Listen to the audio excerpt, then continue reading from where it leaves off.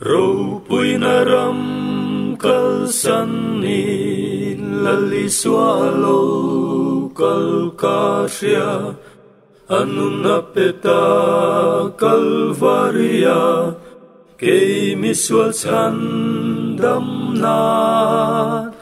lungaya rum thi sen chua katana turzia kasiatin sual sim min na nen ka panang ne na ka lo nei ta ne na kang nei sua cha tua na chan dam tu min zong a min leita a thi sen nin min tlan min mangai ti ka sia a ke ma hia na nung reng ama ka om rengang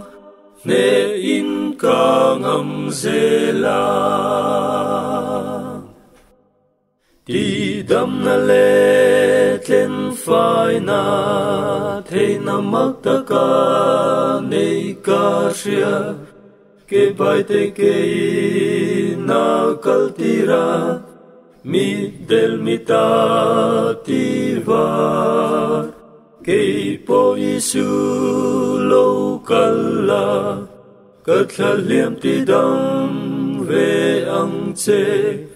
ka thin lunga cheng reng langin ne angam zel turin ne na kang nei sua cha tua na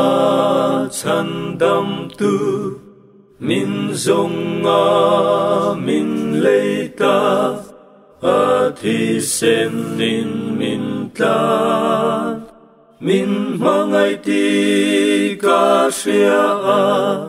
ke ma hia na nung reng ama ka om rengang ne in ka ngam zela ro pui na ram o ya khian katan in na siam ti ka sia luira le lama moi ta ka khian rang ka chak tual nuama va nangil ten zayan ren tlan na ro puyan phak chiama eng ti ke mo chu mun na chuan ne na la ka sa a ne na kang nei sua